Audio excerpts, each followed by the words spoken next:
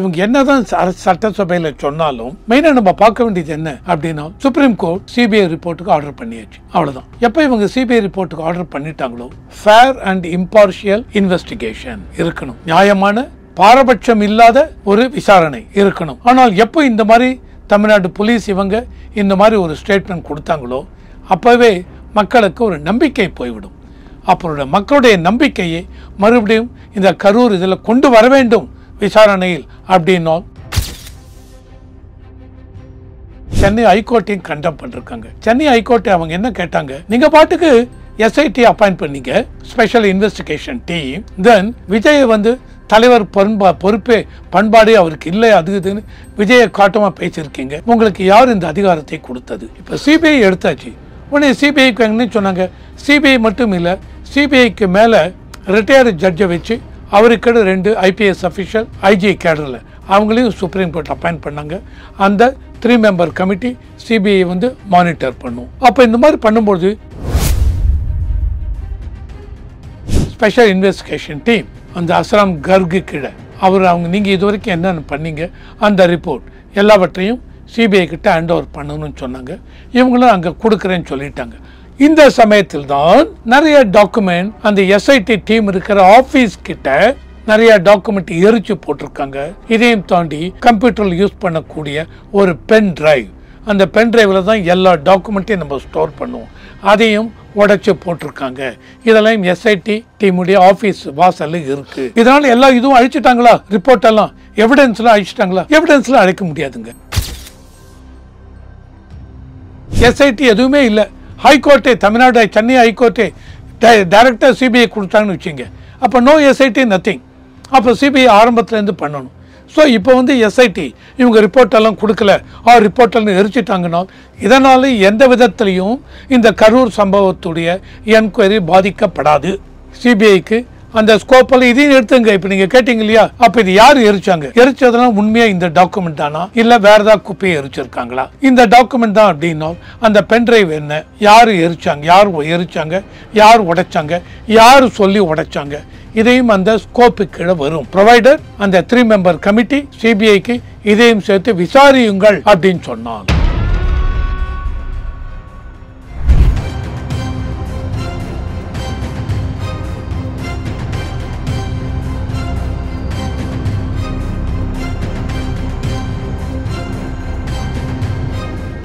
Real one நேயர்களுக்கு வணக்கம். இன்று நம்மளுடைய நேர்காணலுக்கு அரசியல் விமர்சகரான திரு ரவிசங்கர் அவர்கள் நினைஞ்சிருக்காங்க. சார் வணக்கம். வணக்கம். வணக்கம் சார். எப்படி சார் இருக்கீங்க? நல்லா இருக்கு. கரூர் விவகாரம் தொடர்பாக சட்டமன்றத்தில் விவாதங்கள் நிறையா நம்ம பார்த்துருப்போம். அதில் ஸ்டாலின் அவர்களுடைய பேச்சுகள், எதிர்கட்சி கேட்ட கேள்விகள் எல்லாத்தையுமே பார்த்துருப்போம். பட் இது இல்லாமல் ஆதாரங்கள் கொளுத்தப்பட்டது சிஐடி அலுவலகத்தின் வாசல்லே அப்படிங்கிறது கொஞ்சம் அதிர்ச்சி அளிக்கக்கூடிய ஒரு விஷயமா தான் இருக்குது. அதுவும் சிபிஐ அதிகாரி பிரவீன்குமார் கரூரில் களம் இறங்கினதன் பிறகு இந்த மாதிரியான சம்பவம் நடக்கிறது அப்படிங்கிறது எதை மறைக்க, யாரை காப்பாற்ற அப்படிங்கிற ஒரு கேள்வி வருது இல்லையா? எப்படி பார்க்குறீங்க இந்த விஷயத்த? சார், இவங்க சட்டசபையில் இதை சப்மிட் பண்ணாங்க, பேசினாங்க. இதை பற்றி பேசும்பொழுது முதலமைச்சர் அவர் பேச்சில் அவர் என்ன சொன்னார், சம்மரி அதில் சொல்லும்பொழுது அவர் சொல்கிறது, விஜய் அவர்கள் லேட்டாக வந்ததுனால தான் இவ்வளோ பிரச்சனை அப்படின்னு சட்டசபையில் அவர் சொல்கிறார். இதையும் தாண்டி அந்த கரூர் இன்சிடென்ட் பற்றிலாம் பேசியிருக்கார். எதிர்கட்சிகள் யாரும் அதை பற்றி எதுவும் சொல்லவில்லை. அவன் ஏன் சொல்லவில்லைங்கிறது பெரிய ஒரு இதுவாக இருக்குது. ஸோ இவங்க சொல்லியிருக்காங்க. ஆனால் இவங்க என்ன தான் சட்டசபையில் சொன்னாலும் மெயினாக நம்ம பார்க்க வேண்டியது என்ன அப்படின்னா சுப்ரீம் கோர்ட் சிபிஐ ரிப்போர்ட்டுக்கு ஆர்டர் பண்ணியாச்சு. அவ்வளோதான்.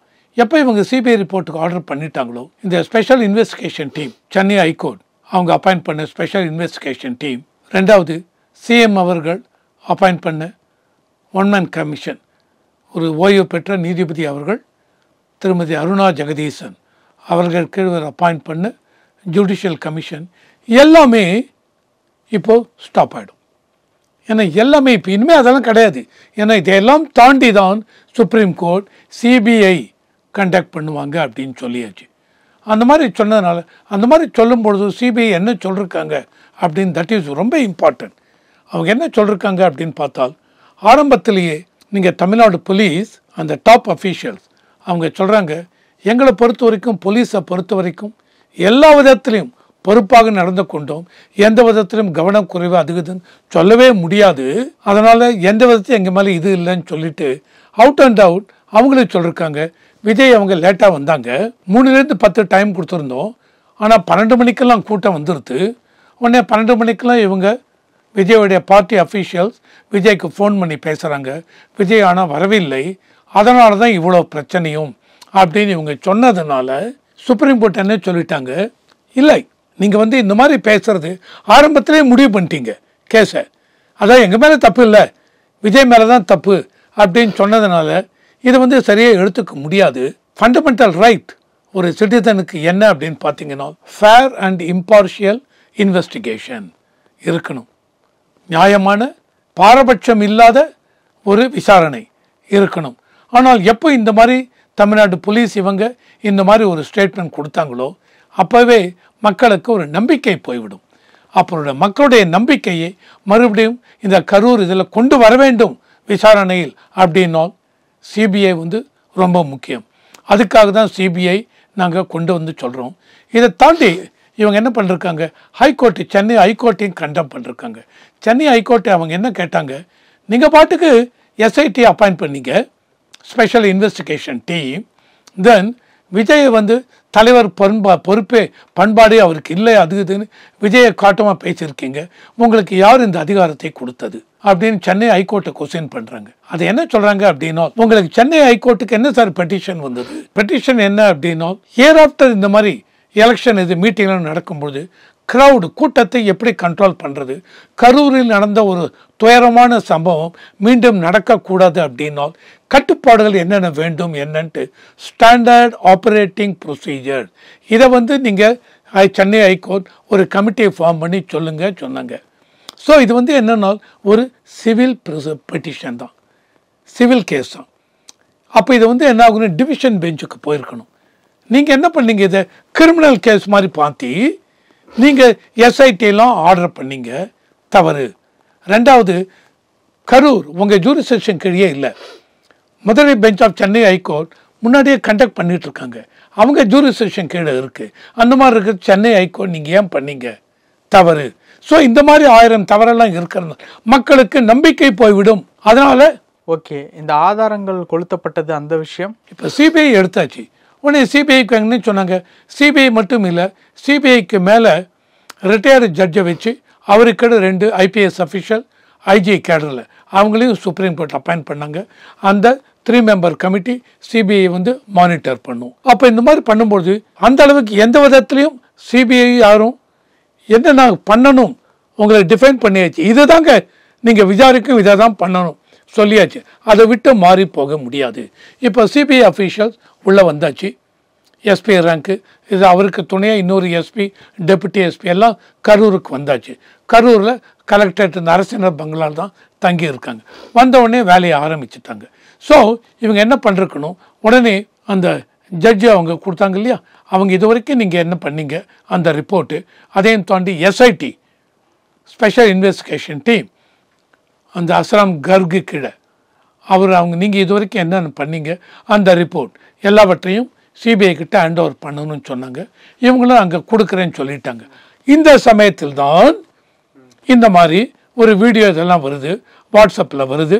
என்ன வருது அப்படின்னால் நிறைய டாக்குமெண்ட் அந்த எஸ்ஐடி டீம் இருக்கிற ஆஃபீஸ் கிட்ட நிறைய டாக்குமெண்ட் எரிச்சு போட்டிருக்காங்க. இதையும் தாண்டி கம்ப்யூட்டரில் யூஸ் பண்ணக்கூடிய ஒரு பென் டிரைவ், அந்த பென் டிரைவில் தான் எல்லா டாக்குமெண்ட்டையும் நம்ம ஸ்டோர் பண்ணுவோம், அதையும் உடைச்சி போட்டிருக்காங்க. இதெல்லாம் எஸ்ஐடி டீமுடைய ஆஃபீஸ் வாசலில் இருக்குது அப்படின்னு வாட்ஸ்அப்பில் வருது. இதனால் எல்லா இதுவும் அழிச்சிட்டாங்களா, ரிப்போர்ட்டெல்லாம் எவிடன்ஸ்லாம் அழிச்சிட்டாங்களா, எவிடன்ஸ்லாம் அழைக்க முடியாதுங்க. ஓகே, நீங்கள் என்னென்ன ரிப்போர்ட் கலெக்ட் பண்ணிருக்கலாம் அந்த ரிப்போர்ட்டு சிபிஐக்கு கொடுத்து விட்டால் சிபிஐயோட வேலை இன்னும் ஈஸியாக போயிடும். ஓகேவா, ஓகே இதெல்லாம் நீங்கள் பண்ணிருக்கீங்க, ஓகே இதை தாங்க நாங்களும் எதிர்பார்த்தோம், இந்த எதிர்பார்ப்பெல்லாம் நீங்கள் இதெல்லாம் பண்ணிருக்கீங்க. அருணா ஜெகதீசன் அவர்கள் நீங்கள் என்னென்ன இன்வெஸ்டிகேட் பண்ணீங்க, யாரை பார்த்தீங்க, என்ன சொன்னாங்க, ஓ இதெல்லாம் சொல்லியிருக்கீங்களா, ஓகே எங்களுடைய நாங்கள் வந்ததில் ஒரு 40% 50% ஜாப் முடிஞ்சிருது, நாங்களும் இவங்கள தான் பார்க்கணுன்னு இருந்தோம். ஸோ இந்த விட்னஸ்லாம் நாங்கள் பார்க்க போகிறதில்ல, இதையும் தாண்டி வேறு விட்னஸ்லாம் பார்த்தா போகிறோம் அப்படின்னு இருக்கும். இப்போ இது எல்லாத்தையுமே இவங்க கொடுக்கவில்லைனால் சிபிஐ என்ன பண்ண போகிறாங்க, ஆரம்பத்துலேருந்து இது பண்ண போகிறாங்க. ஓகேவா? இப்படி பாருங்களேன், எஸ்ஐடி எதுவுமே இல்லை. ஹைகோர்ட்டே, தமிழ்நாடு சென்னை ஹைகோர்ட்டே டைரக்டாக சிபிஐ கொடுத்தாங்கன்னு வச்சுங்க. அப்போ நோ எஸ்ஐடி நத்திங். அப்போ சிபிஐ ஆரம்பத்துலேருந்து பண்ணணும். ஸோ இப்போ வந்து எஸ்ஐடி இவங்க ரிப்போர்ட்டெல்லாம் கொடுக்கல, ரிப்போர்ட்டெல்லாம் எரிச்சிட்டாங்கன்னா இதனால் எந்த விதத்துலையும் இந்த கரூர் சம்பவத்துடைய என்கொயரி பாதிக்கப்படாது. ஒன்லி திங் இஸ் சிபிஐ ஆரம்பத்துலேருந்து எல்லாத்தையும் பண்ணணும். இவங்க எங்கெல்லாம் சாட்சியை பார்த்தாங்களோ, எங்கெல்லாம் விசிட் பண்ணாங்களோ, இவங்க சொன்ன மாதிரி டாக்டர்ஸ் எவ்வளோ இதில் நீங்கள் பண்ணீங்க, எவ்வளோ 41 பேருக்கு இவ்வளோ நேரத்துக்குள்ளே எப்படி பண்ணி முடிச்சிங்க, எவ்வளோ டேபிளில் வச்சு பண்ணீங்க, இதுக்கு என்ன மேஜிஸ்ட்ரேட், எனி போஸ்ட்மார்ட்டம் மேஜிஸ்ட்ரேட் அவங்க வந்து அப்ரூவல் கொடுக்கணும். மேஜிஸ்ட்ரேட் கொடுத்தாங்களா இல்லையா, தென் எவ்வளோ டாக்டர்ஸ் இருந்தாங்க உங்களுக்கு ஹெல்ப் பண்ணுறதுக்கு, நர்ஸுலேருந்து இவங்களுக்கு, ஏன்னா பாடி திரும்பி போஸ்ட்மார்ட்டம் பண்ணி தைச்சி இது பண்ணணும். அவங்களும் எங்கேருந்து வந்தாங்க. டாக்டர்ஸை பொறுத்த வரைக்கும் ரீசெண்டாக ஒரு கான்ஃபரன்ஸ் கரூரில் நடந்தது, அதில் 200-300 டாக்டர்ஸ் வந்தாங்க, அவங்கள வச்சு நாங்கள் பண்ணிட்டோம் அப்படின்னாங்க. மற்ற இவங்க டாக்டர்ஸ்க்கு ஹெல்ப் பண்ணுறதுக்கு நர்ஸுலேருந்து மற்ற அட்டண்டர்ஸ் இவங்கெல்லாம் எங்கேருந்து வந்தாங்க, எவ்வளோ பேர் இருந்தாங்க, இதெல்லாம் கொஸ்டின் வரும் சிபிஐ பொறுத்த வரைக்கும். ஓகே, இதெல்லாம் நீங்கள் எஸ்ஐடி ஆரம்பித்தே ஒரு 4-5 நாள் தாங்க இருக்கும். ஸோ அதனால் நீங்கள் இப்போ கேட்ட மாதிரி இதெல்லாம் எரிச்சு விட்டாங்களே, பென் டிரைவ் எல்லாம் இது பண்ணிட்டாங்களே, எந்த பாதிப்பும் இவங்களுக்கு இருக்காது.